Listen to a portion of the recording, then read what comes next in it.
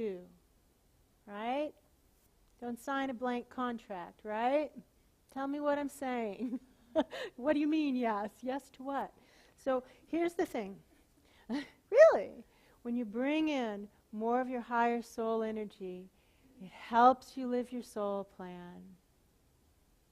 And it makes it miserable to not live your soul plan. Miserable. Everything amps up in intensity. Those things that the fears that we're holding on to flare like a bonfire, you see?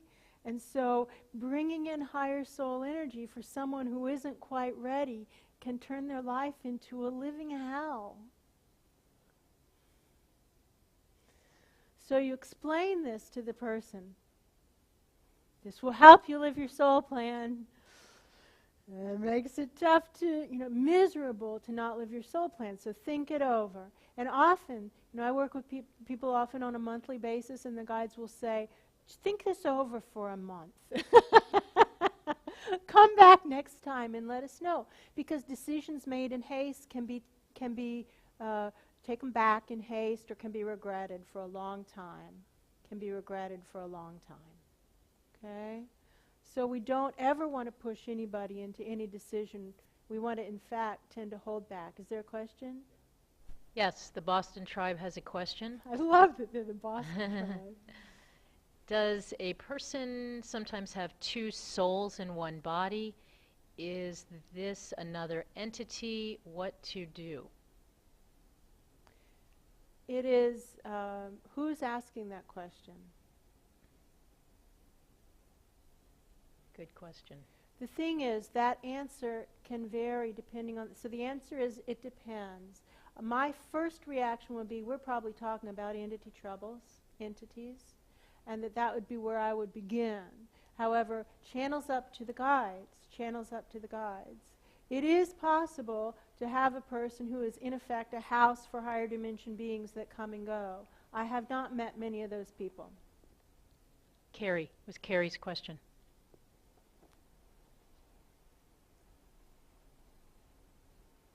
It could be both, honey. It could be both.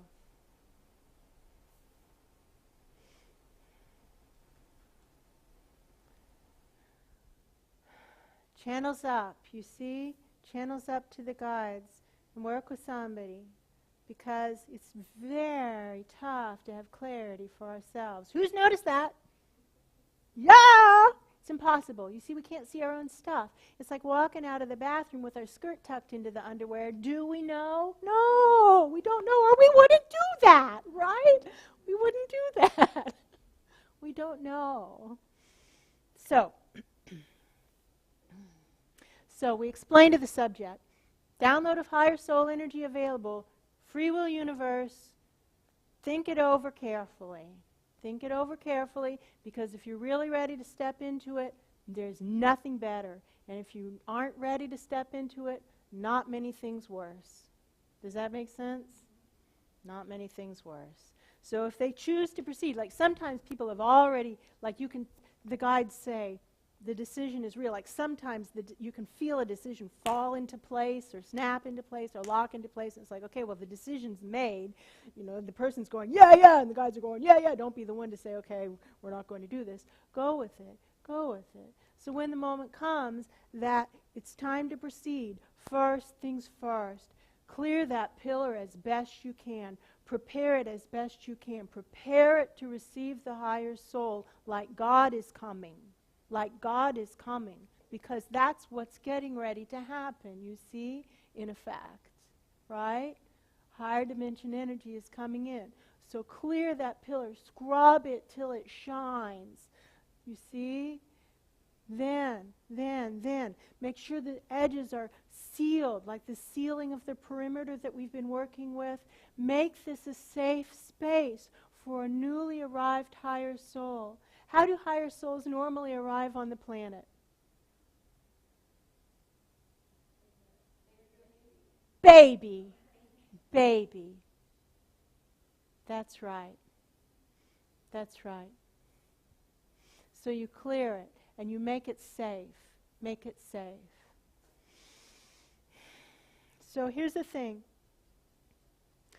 Higher souls are by definition from the higher dimensions. The dividing line between the higher dimensions and the rest, this physical dimension, which includes the astral planes, is this. I've asked this question a lot. What's the line? Where's the difference? When does it begin? When does the higher dimension begin? Where does it begin? It begins when the vibrations begin to be predominantly those of truth and love, rather than predominantly those of fear and confusion. Fear and confusion.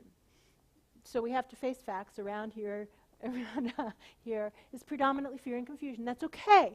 But the higher soul is used to truth and love.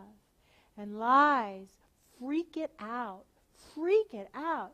So when we seal a perimeter of the field, make that strong lighthouse, flush the interior with light, with love, we're creating a space that at least inside truth prevails. At least inside there's not so much fear. At least inside is a space for divine wind to flow. And then the higher soul can come down and feel at least here it's okay. And so the higher souls don't do well with environments of lies. They don't. And so if your work or whatever puts you in places where there's a lot of people telling a lot of lies, and I don't mean any disrespect, but if you look at what's going on in the world, social context, everybody's just telling each other what they think the other person wants to hear. There's very little truth. It's all this weird energy loop that goes on where the energy comes out, trying to figure out what that person wants to hear, and then trying to feed it back to them. What's that? So we have to be aware that to the higher soul, this is especially jarring. What's that? What's that? So to at least not lie to ourselves, you see, at least not play the denial game with ourselves, at least inside we can create a space where the higher soul feels safe. Does that make sense? So the reason we talk about that is in the context of facilitating. It's important to explain this to the subject. We're getting ready to draw your higher soul energy in, and so you need to shield yourself from, the social lie, from lies, and especially don't deny. Especially be willing to face the inconvenient truths about ourselves, which we all have. We all have. So, that's like preparing the slate. Does that make sense? Then, the actual download is simple. I find it best to enlist the subject, have the subject, him or herself, focus right then on drawing up the earth energy, especially around the edges, helping them practice, seal the perimeter. Make your lighthouse even stronger. Have them be focusing right then on drawing up the energy around the outside.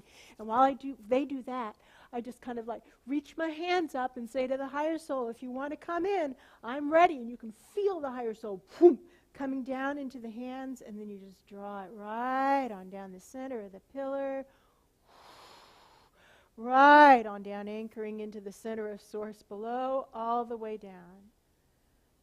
Kind of like drawing in a soul fragment, kind of like drawing in soul fragments. Does that make sense? It mimics the soul fragment retrieval where you just draw it in. You don't need to clear it because it's coming from source. It's clean enough. We're not going to be able to beat that probably, right? Let's just face facts. We're here on earth, you see? So what our cleaning attempts aren't going to make it better. Our job is to clear the space first, to draw down this essence, anchoring it all the way down, just like we would with a soul fragment, you see? And now as we draw it deeper and deeper and deeper into the pillar, the higher soul begins to get the gist of it. This is just like being born, Before we're born, we have the plan. It all seems so doable. And then we're born, and it was harder. It's harder than we thought it was going to be. Yes, right? Universal experience. Guess what's just happening right now to this higher soul that you're bringing it in right now is this, oh no, feeling, you see? Uh-oh. I don't think we're in Kansas anymore. And so right then is the time to start talking to the higher soul. We talk to the body mind first, saying, don't lie, get out of lies, don't give in to fear, live your plan, do it, do it. Preparing space. As you're drawing in the higher soul, you start saying to the higher soul, who's the grown-up here? Who's the grown-up here? The higher soul is the grown-up. The higher soul is the grown-up. We're on board with that. The higher soul is the grown-up. So who's the grown-up here? And so now think of it. If you're in a room with toddlers and all the toddlers are screaming and shouting and hitting at each other, is it right for the grown-up to run out of the room going, oh my God, they're screaming and shouting and hitting at each other? No. Who's the grown-up? Stay there. And so we say to the higher soul, now remember, stay there. It's true. It's tough. It doesn't feel good to be in an environment of lies. But remember the law of attraction. Just hang tight. Now there's a lag down here that doesn't exist up there. They're used to instant shifts. Down here, thank goodness there's a lag, because watch how our thoughts bounce around, right? Don't you think we could create disasters for ourselves on a daily basis if there wasn't a lag? So down here there's a lag, and so you say to the higher soul, hang tough for 10 days.